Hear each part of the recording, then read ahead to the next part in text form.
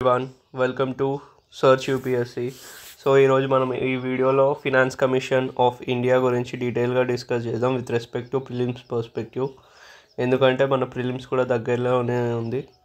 So May 25 less than 40 days అంటే 39 days ఉంది. So let's get started with the video.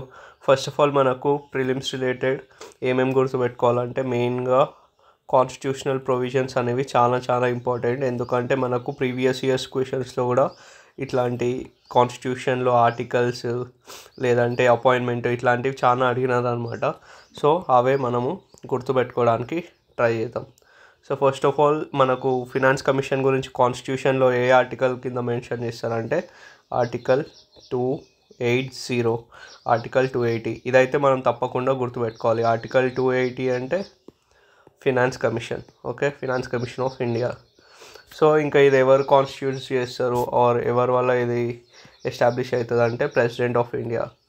ఎప్పుడు అంటే ప్రతి 5 years ఒకసారి ఎప్పుడైనా నెససరీ అనిపించినప్పుడు ప్రెసిడెంట్ ఆఫ్ ఇండియా మనకు ఇది ఎస్టాబ్లిష్ చేయమని చెప్పి కాన్స్టిట్యూట్ చేయమని చెప్పి చెప్తారనమాట. సో అట్లా మనకు ఫినాన్స్ కమిషన్ అనేది ఎవ్రీ 5 yearsకి అయితే వస్తుంది. ఎవ్రీ 5 years కన్నా లేదంటే ఎప్పుడన్నా అవసరమైనప్పుడు. సో అదనమాట. సో ఇది మనం గుర్తుపెట్టుకోవాలి. ఆర్టికల్ 280 గుర్తుపెట్టుకోవాలి. దీన్ని ఎవరు కాన్స్టిట్యూట్ చేస్తారని అంటారు, ప్రైమ్ మినిస్టర్ ఆఫ్ ఇండియా లేదంటే కౌన్సిల్ ఆఫ్ మినిస్టర్, పార్లమెంట్ అంటారు. సో అదేది కాదు, ప్రెసిడెంట్ ఆఫ్ ఇండియా. సో అట్లా గుర్తుపెట్టుకోండి. నెక్స్ట్ ఈ డేట్ కూడా ఎవ్రీ 5 yearsకి ఒకసారి లేదంటే నెససరీ, ఓకే. దాని తర్వాత దీని ఫంక్షన్స్ ఏంటంటే మెయిన్గా tax related net tax devolution అంటే ఏమంటారు, సెంటర్కి ఎంత వస్తుంది, స్టేట్స్కి ఎంత వస్తుంది. ఇంకా స్టేట్స్కి అంటే వర్టికల్ డెవల్యూషన్ అంటే ఏంటంటే సెంటర్కి స్టేట్కి ఎంత వస్తాయని అదొక డెవల్యూషన్ చేస్తుంది. ఇంకా స్టేట్స్కి మధ్యలో. సో అదనమాట. సో ఏమంటారు ఫినాన్స్ కమిషన్ మెయిన్ పని. దాని ఎంతెంత ఎవరికి ఎంత వస్తుందని చెప్తుంది అనమాట. ఇంకోటి ఏంటంటే స్టేట్స్కి ఏమైనా నెసరీ స్టేట్స్ ఉంటాయి. ఇప్పుడు ఆంధ్రప్రదేశ్ ఉంది. సో వాళ్ళ డెవలప్మెంట్ ఎన్ని పైసలు రావాలి, సో దానికి ఎన్ని ఇవ్వాలి అనేది సజెస్ట్ చేస్తుంది అనమాట, ఓకే. దాని తర్వాత మనకు పంచాయతీరాజ్ సెక్టర్ ఉంది కదా, అంటే గ్రామ పంచాయత్స్ అవన్నీ, దానికి కూడా ఎయిడ్స్ ఇవ్వడానికి అంటే డెవలప్మెంట్ ఆఫ్ ద పంచాయత్స్ కోసము అండర్ ఆర్టికల్ 275, 283 ఇంకా 280. సో దీని ప్రకారం స్టేట్ ఫినాన్స్ని పంచాయత్స్కి ఎట్లా వాడచ్చు, ఎట్లా డెవలప్ చేయొచ్చు అనేది అది కూడా రికమెండ్ చేస్తుంది అనమాట. నెక్స్ట్ ఇంకోటి ఏంటంటే ఏదైనా మ్యాటర్ ఉంటుంది రిఫర్డ్ బై ద ప్రెసిడెంట్ ఏదైనా రిఫర్ చేస్తే ఫినాన్స్ కమిషన్కి దీని రిలేటెడ్ నువ్వు ఒక రిపోర్ట్ తీసుకొని రా అంటే అప్పుడు ఫినాన్స్ కమిషన్ అనేది దాని మీద కూడా పనిచేస్తుంది అనమాట. ఇది గుర్తుపెట్టుకోవాలి. నెక్స్ట్ మనం కాన్స్టిట్యూషనల్ ప్రొవిజన్స్ చూసినాం, ఫంక్షన్స్ చూసినాం. దాని తర్వాత మనం ఇప్పుడు కంపోజిషన్ కూడా వెరీ ఇంపార్టెంట్ టాపిక్. ఇది కూడా అడుగుతాడు అనమాట. సో మన కంపోజిషన్లో ఏంటంటే ఒక చైర్పర్సన్ ఉంటాడు. ఆ చైర్పర్సన్ ఏంటంటే పబ్లిక్ అఫైర్స్లో ప్రామినెంట్ ఉండాలి, అంటే మంచి నాలెడ్జ్ ఉండాలి పబ్లిక్ అఫైర్స్లో. ఇంకా నలుగురు మెంబర్స్ ఉంటారనమాట, 4 members. వాళ్ళు ఎట్లా అంటే ఒక ఆయననేమో జడ్జి ఉండాలి, లేదంటే qualified to be high court judge or ఒక హైకోర్ట్ జడ్జ్ అని ఉండాలి. దాని తర్వాత స్పెషల్ నాలెడ్జ్ ఉండాలి. దేనిలో అంటే ఫినాన్స్ ఇంకా అకౌంట్స్ ఆఫ్ గవర్నమెంట్. దీనిలో ఒక స్పెషల్ నాలెడ్జ్ ఉండాలి ఫినాన్స్లో ఇంకా అకౌంట్స్ ఆఫ్ గవర్నమెంట్లో.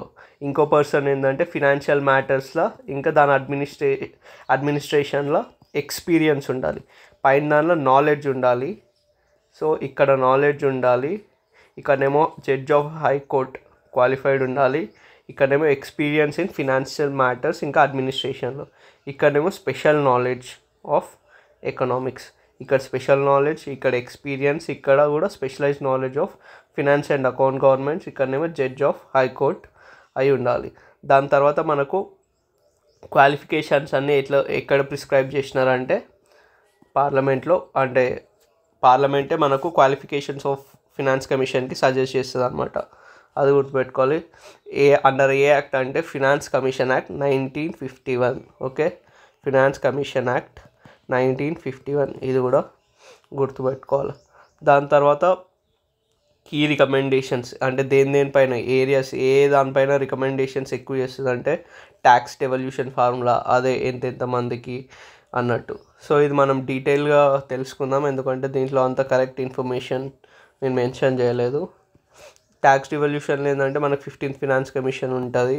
సో 15th ఫినాన్స్ కమిషన్లో కొన్ని సెక్టర్స్ ఉంటాయి, దాన్ని స్పెషలైజ్ బేసిస్ పైన ట్యాక్స్ అనేది డెవల్యూషన్ అవుతుంది బిట్వీన్ స్టేట్స్ ఇంకా బిట్వీన్ సెంటర్ అనమాట. సో అట్లా జస్ట్ రైట్. అదే ఇక్కడ ట్యాక్స్ డివల్యూషన్ ఫార్ములా చెప్తుంది, ఇంకా ఫిజికల్ కన్సాలిడేషన్ రోడ్ మ్యాప్ ఎట్లెట్లా వాడాలి పైసలు అదేది, ఇంకా ఏదన్నా డిజాస్టర్ ప్రోన్ ఏరియాస్ డిజాస్టర్ వచ్చినాయి కదా అండర్ డెవలప్డ్ స్టేట్స్, దానికి స్పెషల్ అసిస్టెన్స్ ఇస్తుంది. ఇంకా రూరల్కి అర్బన్ లోకల్ బాడీస్కి గ్రాంట్స్ అనేవి ఎయిడ్ చేయడానికి రికమెండ్ చేస్తుంది అనమాట. సో రీసెంట్ ఫినాన్స్ కమిషన్ ఏంటంటే మనకు 15th ఫినాన్స్ కమిషన్ ఎప్పుడంటే 2022-2025. నెక్స్ట్ మనకి ఇప్పుడు వచ్చేది 16th ఫినాన్స్ కమిషన్. అది ఎప్పటి నుంచి వస్తుందంటే 2026 ఏప్రిల్. సో అది మనకు గ్రూప్ 2లో కూడా అడిగిండు. ఓకే, అది కూడా ఇక్కడ మెన్షన్ చేయాలి, నేను అది కూడా చేస్తాను. ఓకే, దాని తర్వాత మనకు డెవల్యూషన్ ఆఫ్ ట్యాక్సెస్ ఎంత అంటే 41% ఆఫ్ ద ట్యాక్స్ 59% ఏమో సెంటర్కి పోతే 41% మనకు స్టేట్స్కి అయితే వస్తున్నాయి అన్నమాట. పర్ఫార్మెన్స్ బేస్డ్ ఎట్లా డెవల్యూషన్ చేస్తుంది అంటే పర్ఫార్మెన్స్ బేస్డ్ గ్రాంట్స్ లెక్క డెవల్యూషన్ చేస్తుంది. ఇంకా defence and internal security fund proposed. Okay, డిఫెన్స్కి ఇంటర్నల్ సెక్యూరిటీ దానికోసం కూడా మనకు రికమెండేషన్స్ అనేది చేస్తుంది అనమాట ఫినాన్స్ కమిషన్. ఇంకోటి ఏంటంటే క్రైటీరియాలో మనకు ఎంతెంత స్టేట్కి ఎంతెంత పోవాలనేది పాపులేషన్ బేసిస్ పైన చేస్తుంది అనమాట. అంటే పాపులేషన్ ఎక్కువ ఉంటే దానికి ఎక్కువ రిసోర్సెస్ అవసరంగా దాని బేసిస్ పైన, ఇంకా ఏరియా బట్టి ఫారెస్ట్ కవర్ ఎంత ఉంది. ఫారెస్ట్ కవర్ అంటే ఇన్సెంటివ్ లాగా.